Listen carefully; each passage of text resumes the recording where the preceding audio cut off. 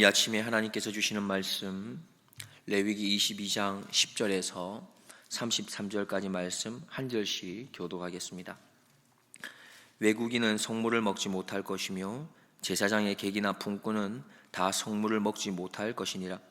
그러나 제사장이 돈으로 사람을 샀으면 그 자는 그것을 먹을 것이요 그 집에서 출생한 자도 그러하니 그들이 제사장의 식물을 먹을 것이며 제사장의 딸은 외국인에게 출가하였으면 거제의 성물을 먹지 못하되 그가 과부가 되든지 이혼을 당하든지 자식이 없이 친정에 돌아와서 어릴 때와 같으면 그 아비의 음식을 먹을 것이나 외국인은 먹지 못할 것이니라. 사람이 부지 중 성물을 먹으면 그 성물의 그 5분 1을 더하여 제사장에게 줄지니라. 이스라엘 자손이 여호와께 드리는 성물을 그들은 더럽히지 말지니 그들이 성물을 먹으면 그 죄로 인하여 형벌을 받게 할 것이니라. 나는 그들을 거룩하게 하는 여호와니라.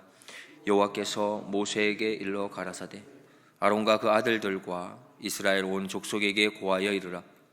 이스라엘 자손이나 그 중에 우고하는 자가 서원제나 낙헌제로 번제를 여호와께 예물로 드리려거든 연납되도록 소나 양이나 염소에 흠 없는 수컷으로 드릴지니 무릇 흠 있는 것을 너희는 드리지 말 것은 그것이 연납되지 못할 것임이니라. 무릇 서원한 것을 갚으려든지 자의로 예물을 드리려든지 하여 소나 양으로 화목제 희생을 여호와께 드리는 자는 연납되도록 아무 흠이 없는 온전한 것으로 할지니 눈먼 것이나 상한 것이나 지체에 배임을 당한 것이나 종기 있는 것이나 괴열병 있는 것이나 비루 먹은 것을 너희는 여호와께 드리지 말며 단 위에 화제로 여호와께 드리지 말라. 우양의 지체가 더하거나 덜하거나 한 것은 너희가 낙헌 예물로는 쓰려니와 서원한 것을 갚음으로 드리면 연납되지 못하리라.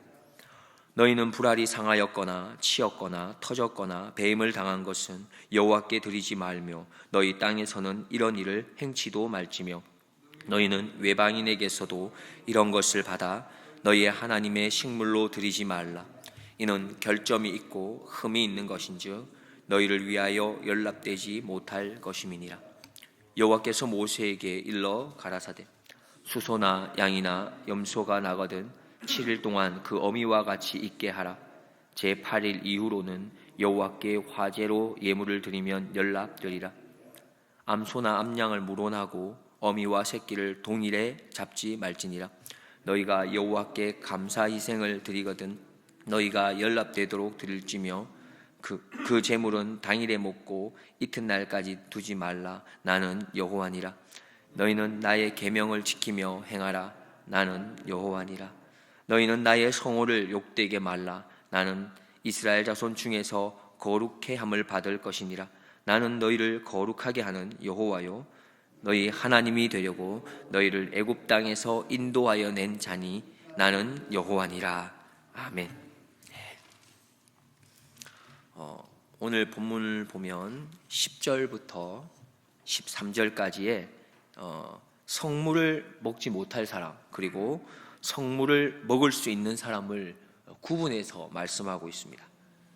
여기서 우리가 아는 것처럼 성물이라는 것은 하나님께 드려지는 것인데 특별히 여기서 말하는 성물은 하나님께 드려진 이후에 남게 되는 것들을 하나님께 제물로 바치고 남게 된 그 음식을 어떻게 해야 하는지를 말씀합니다.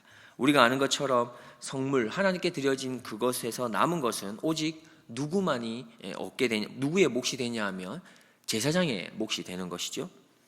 여기 보면 이 성물을 먹지 못하는 사람은 누구냐 하면 본문에서는 외국인이라고 나옵니다. 그리고 개역 개정 성경으로 보게 되면 일반인이라고 표현되어 있습니다. 다시 말해 성물을 먹지 못하는 사람은 외국인, 일반인과 그리고 계속해서 제사장의 객이나 품꾼은 성물을 먹지 못한다고 했고 성물을 먹을 수 있는 사람은 제사장이 돈으로 산 사람 성물을 먹을 수 있으며 또한 제사장의 집에서 출생한 가족 그러한 사람은 성물을 먹을 수 있습니다. 그런데 조금 더 상세하게 표현하고 있는 것이 제사장 집에서 태어난 딸이지만 그 딸이 본문에서는 외국인, 개역개정으로는 일반인과 결혼하게 돼서 출가 외인이 되면은 그도 성물을 먹지 못한다고 말하고 있고, 그런데 후에 혹 과부가 되거나 이혼을 해서 자식이 없는 상황으로 친정에 돌아오게 되면 다시 또 성물을 먹을 수 있다라고 표현하고 있습니다. 우리가 이 부분을 통해서 우리가 함께 받을 수 있는 하나님의 메시지는, 제사장은 보면 결국 오늘 내용에도 나오지만 이어서 성물을 먹을 수 있는 사람과 먹을 수 없는 사람을 잘 가려야 한다는 것입니다. 왜냐하면 부지 중에 성물을 먹을 자격이 없는 사람이 만약 이 성물을 부정하게 먹는 일이 있게 되면 문제가 되기 때문입니다. 15절 16절을 보면 이스라엘 자손이 여호와께 드리는 성물을 그들은 더럽히지 말지니 그들이 성물을 먹으면 그 죄로 인하여 형벌을 받게 할 것이니라. 나는 그들을 거룩하게 하는 여호와니라 말씀합니다. 자, 성물을 잘못 먹게 되면은 첫 번째로는 성물을 더럽히는 일이 된다는 겁니다. 하나님께 드려지게 되는 그 성물을 더럽히는 일이라는 것이죠. 그리고 더 큰 문제는 그 성물을 잘못 먹는 것은 죄가 되어서 형벌을 받게 되기 때문입니다. 그렇기 때문에 제사장이 이것이 먹어도 되는 사람인지 또 먹으면 안 되는 것인지를 구분해서 잘 가르칠 이유가 되는 것이죠. 자, 그런데 신약 시대 이후에는 누가 제사장이 되는 것입니까? 바로 성도, 우리 바로 한 사람 한 사람이 모두가 제사장이 되는 것입니다. 오늘 본문에서 살펴본 것처럼 제사장은 그래서 분별함이 참으로 중요합니다. 필요합니다. 왜 그렇습니까? 그렇지 않게 되면 죄를 짓게 만들 수 있기 때문이죠. 교인인 우리는 성경 말씀에 근거해서 지혜롭게 분별해야 할 필요가 있겠습니다. 그래서 교회는 목양을 책임지는 장로, 다시 말하면 목회자를 청빙하여 뽑을 때 얼마나 신중하게 하는지 모릅니다. 여러 가지를 고려합니다. 무엇보다 기도하면서 뽑게 되죠. 왜 그렇습니까? 목회자의 리더십이 바로 교회가 가는 방향성을 좌우하기 때문입니다. 그런데 목회자만 중요한 것입니까? 아닙니다. 행정을 책임지는 장로, 다시 말해 우리가 장로님이라고 부르는데요, 장로님을 세우는 데에도 정말 신중해야 합니다. 또한 성경의 그 가르침에 근거해서 기도하면서 뽑아야 하는 것입니다. 장로님뿐만이겠습니까? 교회의 모든 직분자들을 뽑을 때 그러해야 합니다. 성경에서는 가장 기본적인 자격에 대해서 우리에게 이미 알려주고 있습니다. 디모데전서 3장 1절로 10절인데요.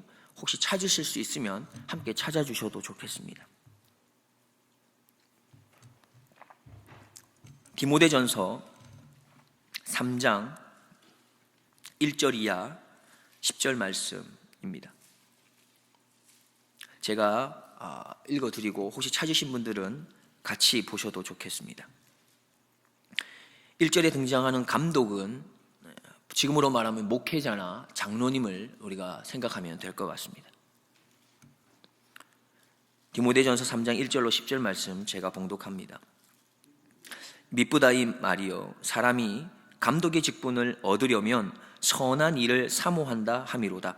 그러므로 감독은 책망할 것이 없으며 한 아내의 남편이 되며 절제하며 근신하며 아담하며 나그네를 대접하며 가르치기를 잘하며 술을 즐기지 아니하며 구타하지 아니하며 오직 관용하며 다투지 아니하며 돈을 사랑치 아니하며 자기 집을 잘 다스려 자녀들로 모든 단정함으로 복종케 하는 자라야 할지며, 사람이 자기 집을 다스릴 줄 알지 못하면 어찌 하나님의 교회를 돌아보리요. 새로 입교한 자도 말지니 교만하여져서 마귀를 정죄하는 그 정죄에 빠질까 하며, 또한 외인에게도 선한 증거를 얻은 자라야 할지니 비방과 마귀 올무에 빠질까 염려하라. 8절 이하는 집사에 대한 자격입니다. 이와 같이 집사들도 단정하고 일구이연을 하지 아니하고 술에 임박하지 아니하고 더러운 일을 탐하지 아니하고 깨끗한 양심에 믿음의 비밀을 가진 자라야 할지니, 10절 같이 한번 읽겠습니다. 이에 이 사람들을 먼저 시험하여 보고 그 후에 책망할 것이 없으면 집사의 직분을 하게 할 것이요. 성경에서도 우리에게 분별력 있게 직분자를 뽑아야 함을 말씀하고 있습니다. 우리 모두는 제사장입니다. 분별할 필요가 있으며 그 분별함이 성경에 근거한 분별함으로 우리는 나아가야 할 것입니다. 계속해서 우리는 본문 17절에서 19절을 살펴보겠습니다. 여호와께서 모세에게 일러 가라사대 아론과 그 아들들과 이스라엘 온 족속에게 고하여 이르라. 이스라엘 자손이나 그 중에 우거하는 자가 서원제나 낙헌제로 번제를 여호와께 예물로 드리려거든 연락되도록 소나 양이나 염소에 흠 없는 수컷으로 드릴지니 했습니다. 이스라엘 자손이나 그 중에 우거하는 자는 서원제, 낙헌제로 번제를 드릴 때에 예물로서 흠이 없는 것인데 수컷을 드려야만 했습니다. 흠이 있는 것을 절대로 드려서는 안 됩니다. 예물에 아무 흠이 없는 온전한 것을 드려야 하는 것이죠. 그리고 그것을 강조하기 위해서 22절부터 24절에는 구체적으로 어떤 흠이 있는 예물은 안 되는 것인지를 12가지로 설명하고 있습니다. 또한 여기에서 이렇게 12가지로 설명하는 이유는 바로 12라는 숫자가 완전수를 뜻하기 때문이죠. 완전하게 흠이 없어야 된다는 것입니다. 레위기 우리가 앞서 있는 21장 18절에서 20절에도 제사장의 흠을 바로 12가지로 언급했던 것을 우리는 알 수 있습니다. 그와 똑같은 것이죠. 제물도 12가지로 규정함으로써 제물이나 또한 제물을 드리는 자나 모두가 하나님 앞에서 흠이 없어야 함을 강조하고 있는 것입니다. 하나님께서는 이렇게 흠 없는 제물을 요구하시는 이유가 무엇일까요? 우리를 위해서 기쁘게 받으심이 되지 못할 것을 우려하기 때문입니다. 다시 말하면은 제물 드림의 목적이 하나님을 기쁘시게 하는 것, 우리는 그렇게 알고 있습니다. 그러나 그것에만 국한된 것이 아니라 우리가 하나님께 받아들여지는 것에 대한 더 큰 의미가 있는 것입니다. 예를 한번 들어보겠습니다. 아빠가 초등학교에 입학한 아들에게 심부름을 시킵니다. 집 앞에 가면 슈퍼마켓이 있는데 가서 아빠가 좋아하는 아이스크림 하나를 사고 너도 먹고 싶은 걸 하나를 먹고 그리고 거스름돈을 거슬러 오너라 했습니다.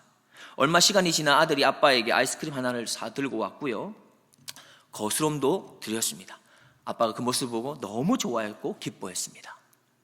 그러면 아빠는 자기가 좋아하는 그 아이스크림을 아들로부터 얻어 먹었기 때문에 기쁜 것일까요? 아니면 아들에게 물건을 사고 파는 그 가르침과 또한 그 가르침을 아들이 잘한 것에 대한 기쁨이 더 컸을까요? 하나님께서 흠 없는 제물을 원하시는 이유는 자녀인 우리를 위해서입니다. 하나님께서 순종을 원하셔서 우리에게 말씀하시는 모든 것들은 그 순종을 통해서 하나님이 무엇인가를 얻기 위해서가 아닙니다. 하나님은 모든 것을 가지고 계신 분이시기에 더 필요한 것이 없습니다. 단지 하나님께서 우리에게 무엇인가를 원하신다면, 요구하신다면 그것은 그 과정을 통해서 우리와 관계하기를 원하시기 때문입니다. 더 많은 만남을 원하시고 더 깊은 교제를 원하시는 것이지요. 내가 너와 더 많이 이야기하고 함께하고 싶다는 것을 말씀하는 겁니다. 계속해서 27절 말씀을 보겠습니다. 수소나 양이나 염소가 나거든 7일 동안 그 어미와 같이 있게 하라. 제8일 이후로는 여호와께 화제로 예물을 드리면 연락되리라 하십니다. 성경에는 제물을 이렇게 다룸에 있어서 제물을 드림에 있어서도 윤리적인 요소를 간과하지 않고 있습니다. 다시 말하면 어미나 새끼를 함께 취하는 것을 말씀하지 않는 것이죠. 염소 새끼를 어미에게 있어서 새끼를 바침에 있어서 오늘 본문에 보면 7일이 지난 다음에 할 수 있도록 합니다. 그 엄마와 아기와의 관계성에 있어서도 생각한다는 것이죠.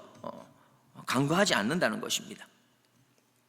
특히나 신명기 20장 19절부터 20절에도 심지어 한 곳에서 나무를 무분별하게 베는 것도 금하고 있는 것을 보게 됩니다. 하나님께서는 단순한 어떤 우리의 삶의 현장에서도 윤리적인 측면, 다시 말해 생명 존중의 의도를 늘 생각하고 계신 것이죠.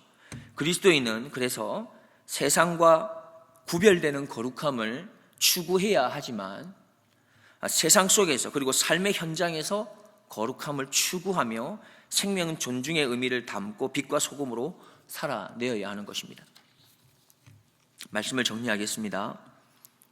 우리는 성물을 더럽히지 말아야 합니다.